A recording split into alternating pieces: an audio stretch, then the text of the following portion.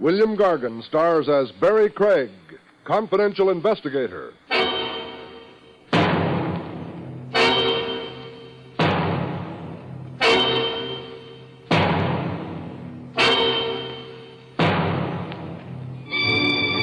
Give a man enough rope and he'll hang himself. An old proverb, but don't believe it too implicitly. Give a man enough rope and he might hang you. A switch, but all in the line of work. After all, hangmen also eat.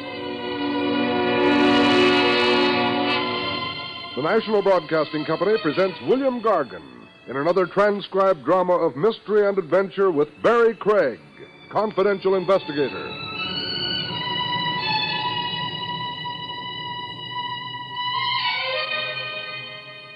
Craig speaking. There's nothing like a college education. The hallowed halls of Ivy is the perfect cure for moss on the brain. I had my own wits nicely sharpened a case or two ago, matriculating in an institution of higher learning known across the land as Blankhurst U. I'd been summoned to the dean's office. A mild-looking chap with eyeglasses that sat on the middle of his nose. His name was Palmer. Dean Percival Palmer. My decision to employ you is personal. As you may know, we have a rather celebrated basketball team. Enough said. I can fill in the rest. A rated basketball team grown too big for the old college gym. Gone big time. Big arenas, big gates, big dough, big bets. Players are bribed, games are dumped, etc., and so forth. I've considered outlawing basketball at Blankhurst U. Now, what are the facts? There are no facts as such. Only whisperings, grave rumors, a seething undercurrent in the school and in the public press. Well, spell out one specific rumor. Very well. It is hinted that the contest of last week was, fixed. Who played against Blankhurst U last week? Stratton College. Stratton College was the obviously inferior team. Well, obvious by what measurements? Why, its record for the season. It had won but 2 contests and lost 14. Pretty feeble, all right. While Blankhurst U came into the contest with 16 victories and 3 defeats. Making Blankhurst U the odds-on favorite. But Blankhurst U lost, huh? Yes. Well, how close was the score? 49-43. There was a sharp newspaper attack after the contest. A sports columnist named Sophie Slater writes a column called The Lowdown on Sports. He was almost libelous in what he wrote.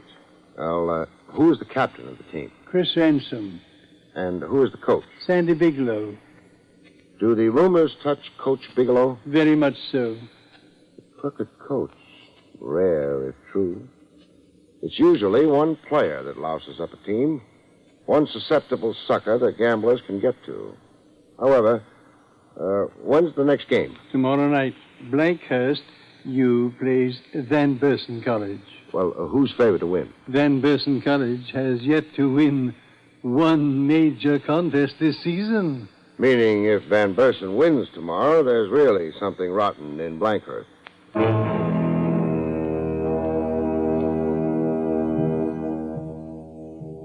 The next night, I was a spectator, along with 20,000 other basketball fans. The game was played in the $1 million Bates Coliseum. Everybody invited, regardless of pedigree, and nobody barred. Just pay the admission tab. Look over your shoulder and see half the graduating class of Sing Sing, 1935 to 55. College basketball was sure rubbing elbows with riffraff. Blankhurst figured to be a walk-away winner on its record, only it wasn't. It was trailing in the last quarter, 67 to Van Bursen's 74. Trailing with only minutes left on the big clock. And then the final whistle blew. The catcalls and boos could be heard in Siam. If Blankhurst had lost legitimately, nobody believed it.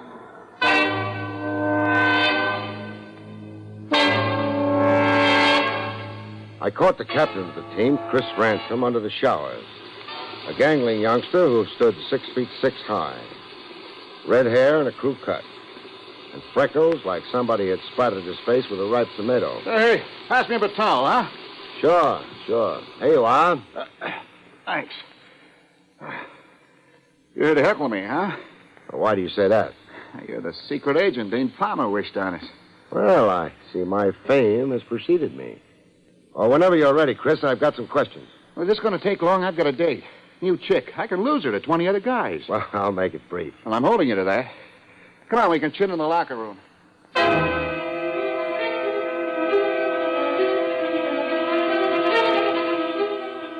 Captain Chris Ransom wasn't too candid a witness. So we lost a few games. Why all the hullabaloo? Well, Blankhurst lost 2 in a row to pushovers. The team's on ragged edge. Beat, dog-tired. I saw tonight's game. I made some mental reservations about it. You going to set yourself up as a basketball expert?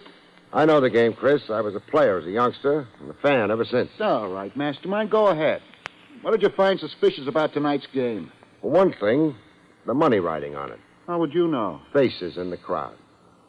Tony Capron, a big Eastern bookmaker. Vince Varden, a notorious fixer, prize fights and horse racing. Varden's been convicted for both. And then Johnny Minton, One-Eyed Meyer, Richie Silk, Bozo the Bull. Oh, you had a prize gallery of fans in the Coliseum tonight. Was that the team's fault? All right. I won't hold the gambling picture as I read it against the team. But answer me this. Why did you replace yourself in the last quarter? Sprained ankle. I'd begun to limp. Ankle looks fine to me now. It wasn't then. Second-string player subbing for you meant money in the bank for the gamblers, Chris. You're Blankhurst's anchor man, and its top scorer. Are you accusing me of deliberately... I wouldn't accuse any boy of anything. Not until I have positive proof. Absolute evidence. You've got a big future ahead, and I'd hate to see it wrecked by stigma or innuendo. I'm a cop, but I worry about that. Thanks for some kind words. Okay. Go keep that hot date, Buster.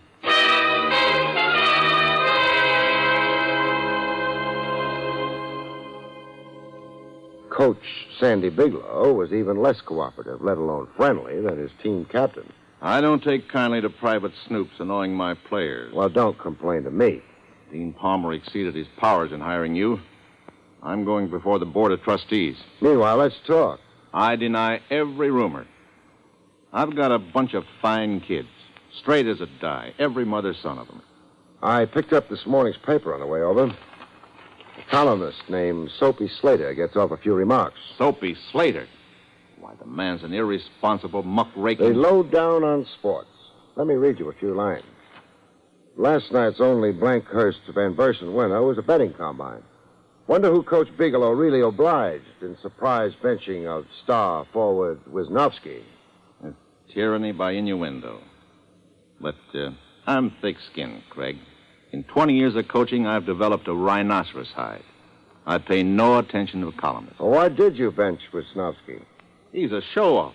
He's in the race for highest scoring honors in the National Basketball. And all he thought about was swelling his total. Also, he was playing to his girl in the stands. She'd flown in from Dubuque to see her hero in action. You understand my benching him now? Yes, I do. I'm going to ask you some blunt questions, Coach. Fire away. Do you suspect any of your players of dumping? Not a one. So far as you know, has any player or players suddenly taken on a prosperous look, like free spending, clothes, girls, convertibles? There's been absolutely nothing like that. Well, do you have any other blunt questions? Yeah, a hard one to ask. You probably take a punch at me. Yeah, I know the question you intend asking. Am I crooked? Am I dumping games by cleverly mishandling my team? Am I getting a payoff somewhere? I've heard it whispered. Oh, why? You hear it whispered wherever basketball is played these days. Because one or two crooked teams have been exposed, the rest of us bear the brunt. We have to pay for our innocence. Then, for the record, you denounce the rumors around about you. You're tempting me to throw that punch.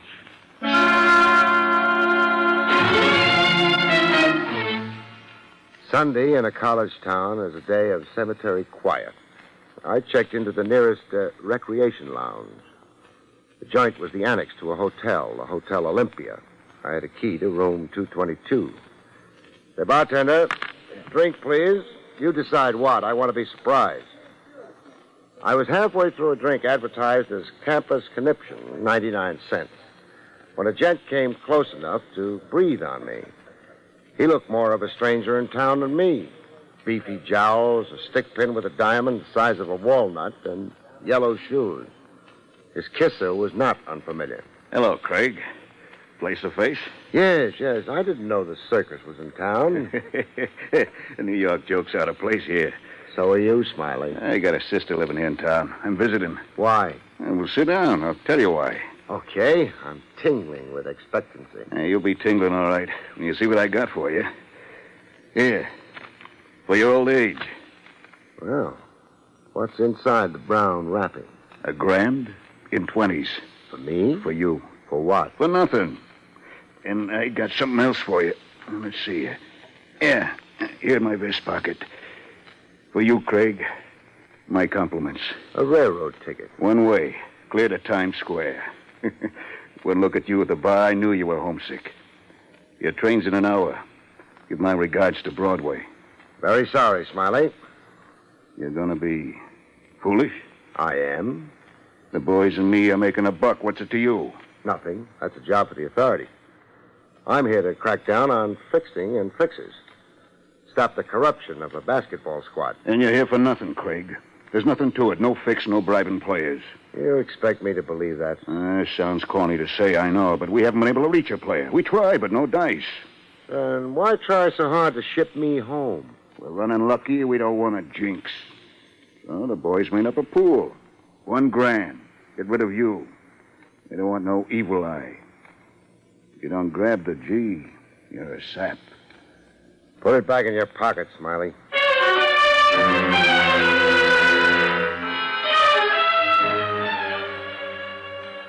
Morning begins early in Hicktown. I've been in bed 7 hours, eyes wide open. Hotel rooms have that effect on me. I mean, flowered wallpaper has. State who you are. This is Soapy Slater of the Herald Gazette. Good morning. It will be in 2 hours. Rise and shine. It's 7 o'clock. Oh, do I hate cheerful early rises. Mr. Craig, can I see you? Why? Something pertinent to your work on behalf of Dean Palmer. Oh. In an hour, say? Well, since I'm now doomed to stay awake. At your hotel, then, I'll join you at the breakfast table. Good enough.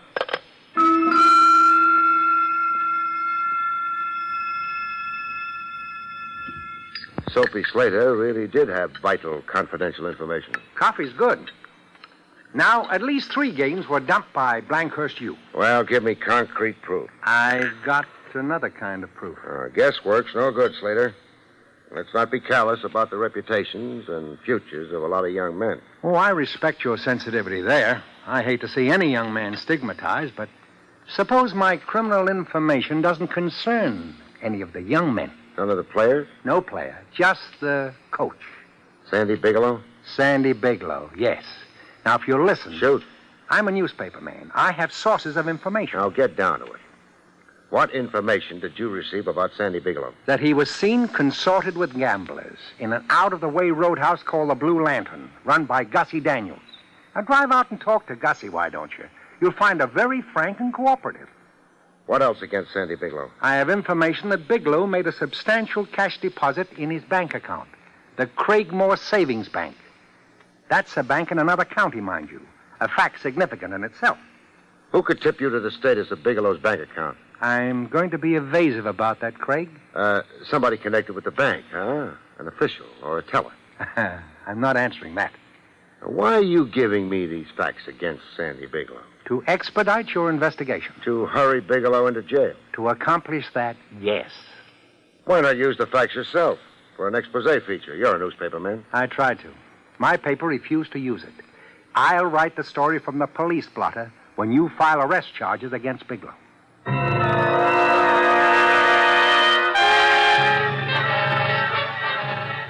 the Craigmore Savings Bank, 70 miles across the county line, I persuaded a bank manager to give me a detailed memorandum on Bigelow's savings account.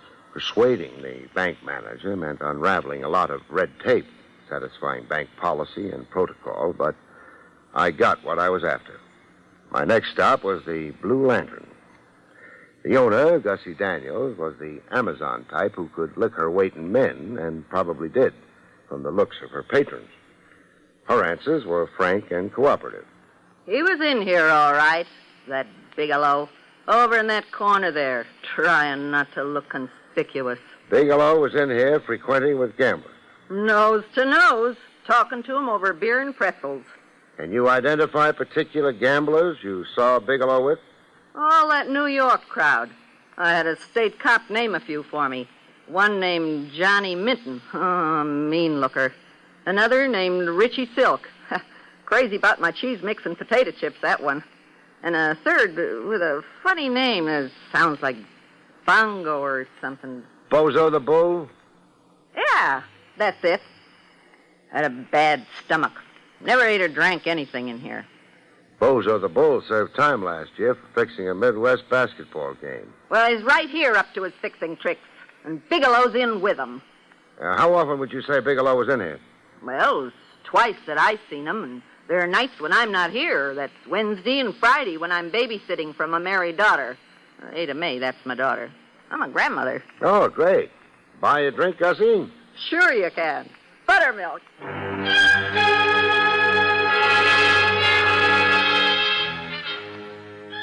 Before making a cause célèbre of the coach, I had a talk with him. Circumstances could be damning on their face, yet untrue. I've been a cop too long not to know that. Bigelow tried explaining his meetings with known gamblers. I've nothing to be ashamed of. I sought those certain gentry out in order to warn them. Warn them of what? To keep away from my boys. You see, there'd been anonymous phone calls to Wisnowski and to Chris Ransom. Open hints of offered bribes. And both Wisnowski and Ransom reported the incidents to me. I told them to say nothing. So you met with the gamblers discreetly to tell them off? I threatened them with police action if they ever bothered my boys again. Well, you believe me, Craig? Frankly, I'm not sure I do. Why do you bank 70 miles away in Cragmore? Well, habit. I used to coach Cragmore College back in 1950, 5 years ago. I never canceled or transferred my bank account, that's all. What's your balance there now? My balance? Well, it's about $1,200, I'd say. Why? Got your bank book handy? Why, no. In fact, I don't have it at all. It's been missing for months. Mislaid or lost or... I see. Suppose I told you that your balance is more like, Wait, I have a bank memorandum on it with me. Here, have a look. You're up to $6,000, Bigelow. Well, that's impossible. Fat deposits made periodically since the start of the basketball season. Well, what's your answer? Craig, somebody's out to incriminate me, smear me, a frame-up. I haven't made a deposit in my Cragmore account in almost a year. Now, you're not really asking me to believe a trick was worked on you where, say, your bank book was stolen so that sneak deposits could be made, swelling your savings account. Well, if that slip you showed me is actually so, yes, I am asking you to believe exactly that.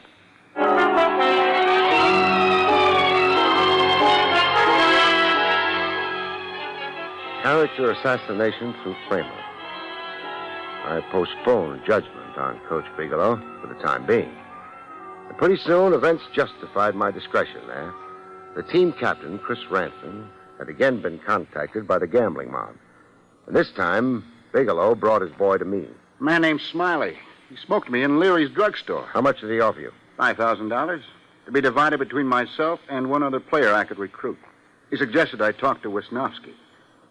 Which game does the mob want dumped? The last one on our schedule, against Barnaby Tech. Oh, Bigelow. Yes, Craig? How does Blankhurst U compare with Barnaby Tech? Well, we've beaten them 3 years running by margins of 20 points or more. Meaning Blankhurst U should enter the game an odds-on favorite. Oh, I should say so, yes. The mob wants to bet Barnaby Tech heavy and make a final killing. Okay. We'll accept the bribe. Accept? Now, you wait a minute, Mr. Craig. To teach the mob a bitter lesson, where it hurts most, in the pocketbook. You will accept the bribe, Ransom. Promise to dump the game along with Wisnowski, and then play your fool heads off. Trim Barnaby Tech from here to Timbuktu. The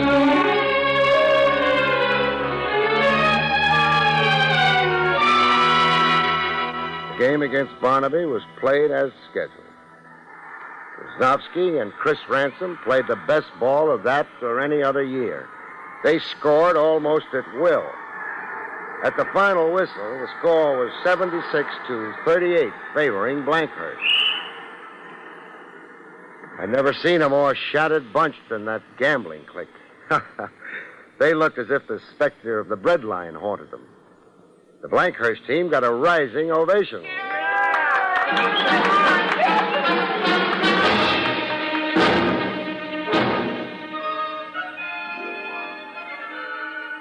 I was in the offices of the Herald Gazette the following a.m. I read Sophie Slater's column back to her. Question. Was there reverse dumping in last night's Blankhurst-Barnaby game? Why the sudden life to Wisnowski and Ransom? Was it that certain elements required a better than 20-point spread in order to cash in? I'm only asking. Well, Slater? Well, what? Why the awful lie? Is it a lie? Malicious, deliberate, cowardly. I happen to know this time. Uh-huh. Wisnowski and Ransom deliberately cheated cheaters last night. They took bribe money on my say-so, agreed to dump so far as the gamblers were concerned, but instead played to win. Why are you so passionately anxious to smear? I've got nothing to say. Then answer this. Why have you been plotting to destroy Coach Bigelow? Destroy him by frame-up. Bigelow. Bigelow rates everything I can dish out to him. That man isn't human. Then there's a personal motive against Bigelow. What, Slater? Go on, talk. Bigelow is a paragon of virtue. Thinks of himself as a god. He sees life as a blackboard maxim. You're either very good or very bad. No shadings in between. If you're very good, he loves and adores you. If you're bad or weak or just a fool, Bigelow will crucify you. No mercy, no quarter, no human understanding. Who was it so close to you that Bigelow crucified? My son, Bob. Bob played for Crabmore College once, 8 years ago, when Bigelow coached there. Bob made a slip. Your son took a bribe. Yeah, but he didn't go through with his bargain. My son did not dump, but Bigelow never took that into consideration. The fact that my son wrestled with his conscience and won, Bigelow didn't care to hear. He drummed my son out of college basketball. Your son was Bob Slater. Bob Quonset. We changed our name to Slater. There's a meeting today in Dean Palmer's office. Keene, Bigelow, the college trustees, and me. You be there, too, Slater. We'll get all the truth there, out in the open. There's a kind of catharsis for everybody. When we're done, we let the police study the minutes of our meeting, decide what action they want to take. You'll come, huh, Slater? Get it off your chest?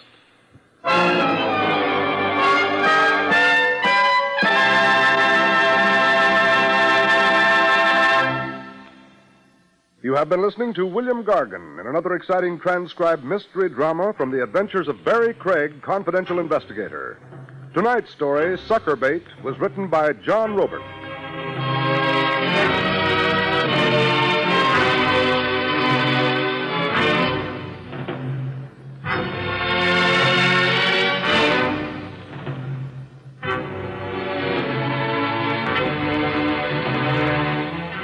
The National Broadcasting Company has just brought you an NBC Radio Network production with William Gargan starring as Barrie Craig, confidential investigator, directed by Andrew C. Love. Our cast included Norman Field, Jess Kirkpatrick, John Stevenson, Joe Forte, and Gloria Ann Simpson.